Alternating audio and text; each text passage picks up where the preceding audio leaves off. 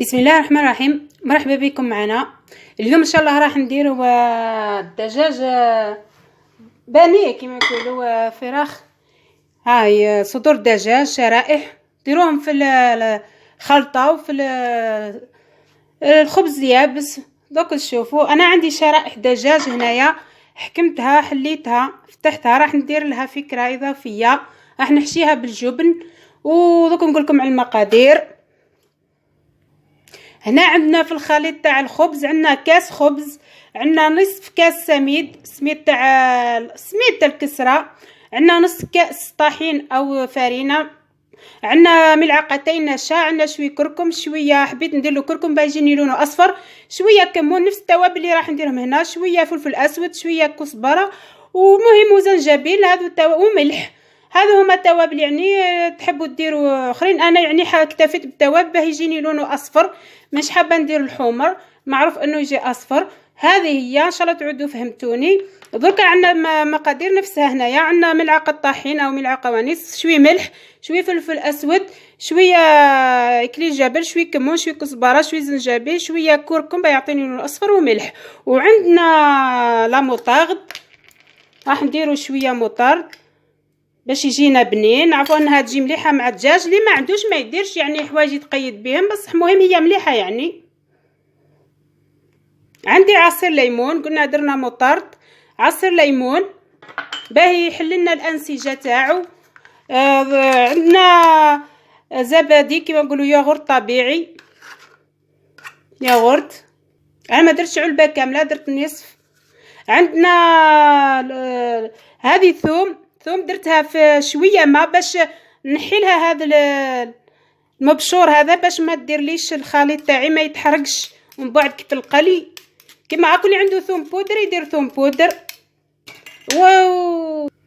قلنا درنا الليمون، الثوم، الماء اللي حطيناه في الثوم وصفيناه، فلفل اسود، مطارد، الاخر فرينه ملعقه او 2، وشويه ملح وتوابل اللي تجي صفراء لونها اصفر، ونخلطوا الخليط. هذه الخليط ما نديروش فيه الزيت باش من بعد ما يتفصلناش الغطاء تاعنا اللي غنديروه بالخبز.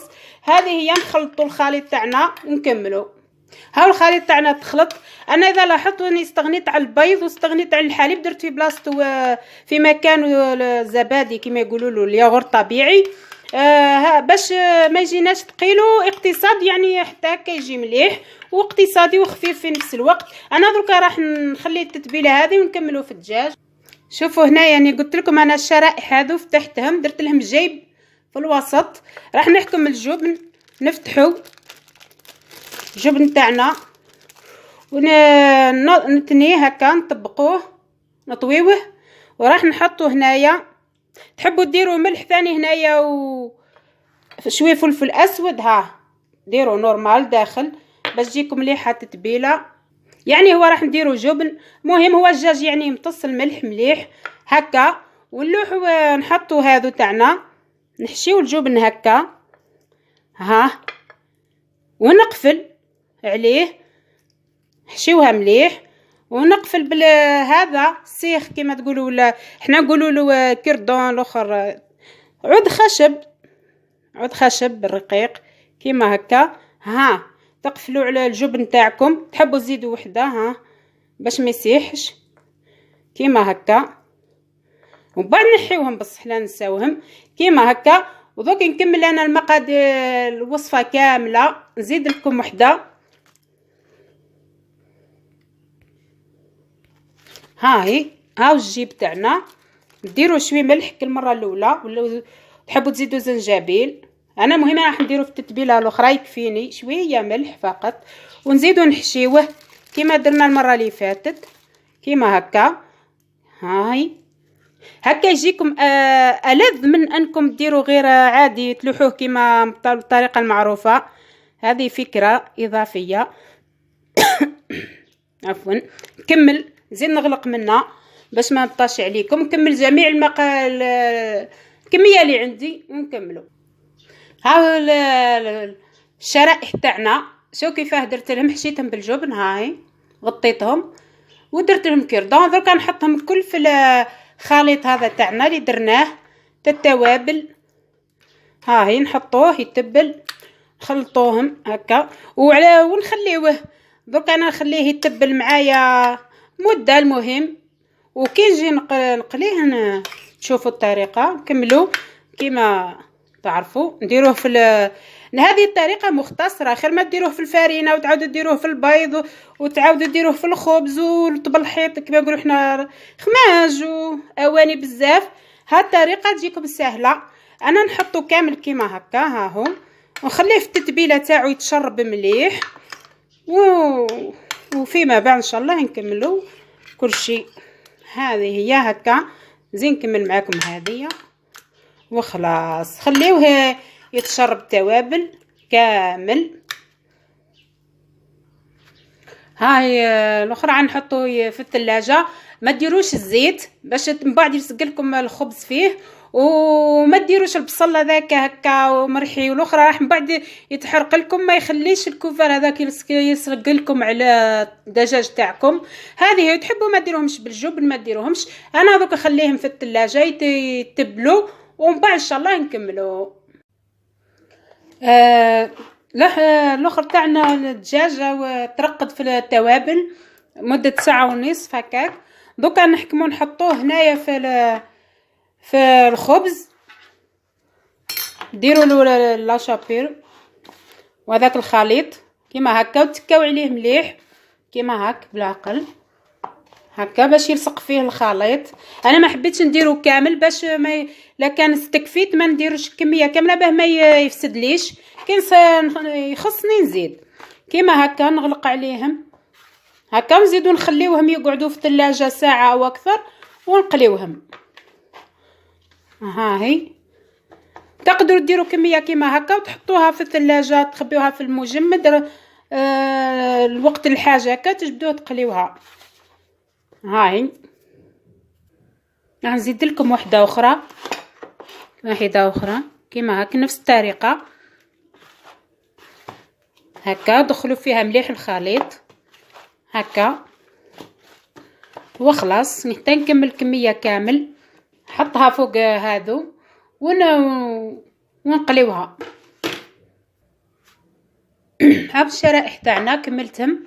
دوك نحطهم في الثلاجه يقعدوا ساعه ولا اكثر ومن بعد نقليوهم. ها بقى لي الخليط ما كملتوش اقتصادنا منه شويه. راح نقليو الباني تاعنا. بسم الله. خلينا الزيت سخون مليح نحطوهم الشرائح تاعنا. تقدروا ديروهم صغار على هكا يعني صغار برك باش يعني يكفيوكم على حساب يعني كل واحد وامكانياته. خليو الزيت يسخن مليح وتحطوهم بعد نقسولو. دوك نقسولو النار باش ما يتحرقوناش. نقصوا النار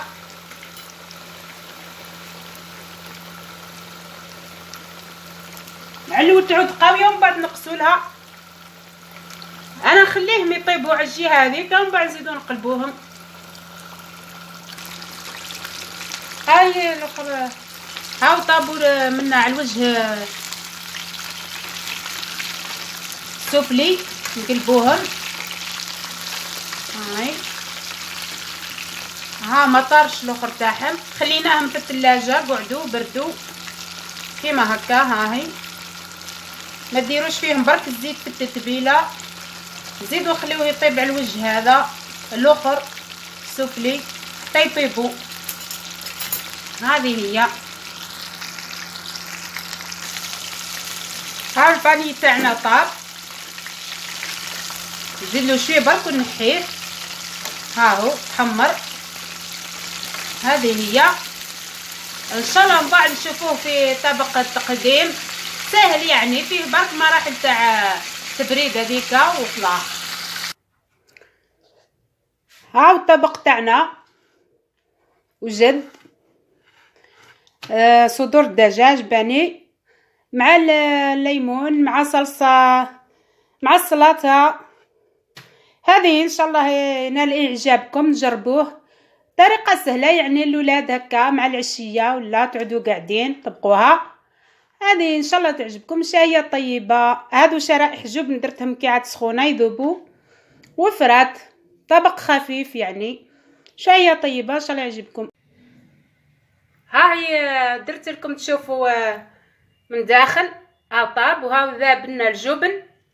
هاي ان شاء الله تعجبكم الوصفه، وما طارناش الغطاء بقى كيما راهو. ان شاء الله جربوها تعجبكم. شاهيه طيبه.